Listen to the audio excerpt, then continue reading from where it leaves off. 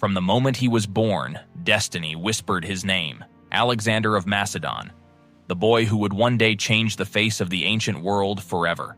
It was July 356 BC in the city of Pella, capital of ancient Macedonia. The night sky glowed brighter than ever before, and legend says that the temple of Artemis burned down that same night. People called it an omen, a sign that a god had arrived on earth. That god was Alexander. His father, King Philip II, was a fierce warrior and brilliant strategist. His mother, Queen Olympias, was deeply spiritual, and she told young Alexander that he wasn't born of a mortal man, but was the son of Zeus himself, the king of gods. From the very beginning, Alexander believed he was destined for greatness. At the age of 13, Alexander's life changed when his father brought in one of the greatest minds in history, Aristotle, to be his teacher. Under Aristotle's guidance, Alexander learned philosophy, science, medicine, and strategy. But most of all, he learned that the world was far bigger than Macedonia, and that knowledge gave birth to his hunger for conquest. By the time Alexander turned 16, he was already leading armies. While his father went to battle, Alexander ruled Macedonia as regent and crushed a rebellion by himself. His courage shocked even seasoned generals. The young prince had fire in his eyes and the calm confidence of a born leader. Then came the moment that would change everything. In 336 BC, tragedy struck. King Philip II was assassinated. Alexander, only 20 years old, ascended to the throne. The world looked at him and doubted. How could a boy lead a kingdom surrounded by enemies? Alexander didn't just answer them. He silenced them forever. First, he united Greece. When the Greek city of Thebes rebelled, Alexander's army destroyed it completely, leaving only ruins and memories. It was brutal, but it sent a message: no one would defy Alexander. Once Greece was under his control, he turned his eyes eastward, toward the richest empire the world had ever known, Persia. In 334 BC, Alexander crossed into Asia with 40,000 men and one single goal: to conquer the Persian Empire led by King Darius III. His first battle, the Battle of the Granicus River, was a masterpiece. Alexander charged directly into the Persian line, leading his men from the front, sword flashing under the sun. Against all odds, he won. The legend had begun. From there, Alexander swept through Asia Minor like a storm. City after city fell. In every battle, he fought at the front lines. His soldiers adored him because he shared their pain, their hunger, and their victories. But the true test came at Issus, where he faced the mighty Darius himself. The Persian army was massive, more than double Alexander's.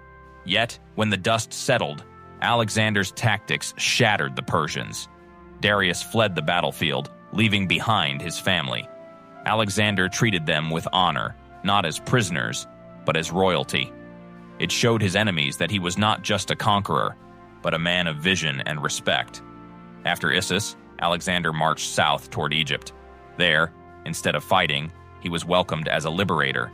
The Egyptians crowned him pharaoh, and in the desert, he founded one of history's greatest cities, Alexandria, a city that would become the center of knowledge, culture, and trade for centuries. Then, in 331 BC, Alexander and Darius met once more at Gaugamela, one of the greatest battles in ancient history. The Persian army stretched as far as the eye could see, some say 1,000,000 men. But Alexander's brilliance turned numbers into dust. He outflanked Darius, cut through his forces like lightning, and once again, the great king fled. The Persian Empire, the mightiest in the ancient world, had fallen. Alexander had done what no one else ever could. But conquest was never enough. He wanted the world.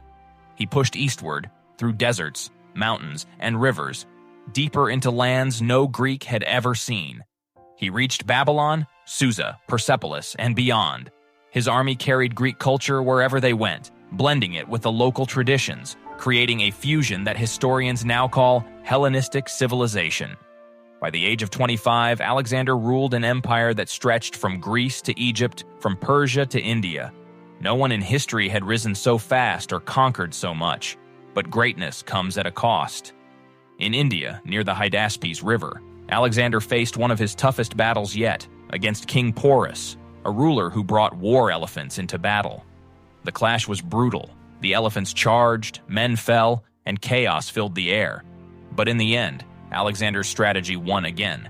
Impressed by Porus's bravery, Alexander didn't kill him. Instead, he made him an ally, a decision that showed his maturity as a leader. After that victory, Alexander wanted to go even further, to reach the end of the world. But his soldiers had had enough. Years of marching, endless wars, strange lands, they were tired. When Alexander asked them to continue, they refused. Heartbroken, Alexander finally turned back. On his way home, he faced storms, diseases, and exhaustion. Many of his men didn't survive the journey. When he returned to Babylon, he began planning his next conquest, Arabia. But fate had other plans. In 323 BC, at just 32 years old, Alexander fell ill, possibly from fever or poisoning. Within days, the conqueror of the world was gone. The mighty king who had never lost a battle died without a clear successor. His generals divided his empire, and chaos followed, but his name never faded. Because Alexander wasn't just a warrior, he was a visionary. He spread Greek ideas, art, science, and architecture across continents. He encouraged marriages between his men and local women to unite cultures. He founded over 20 cities named after himself, and he dreamed of a world where people lived not as Greeks or Persians, but as one. Even in death, his legend grew.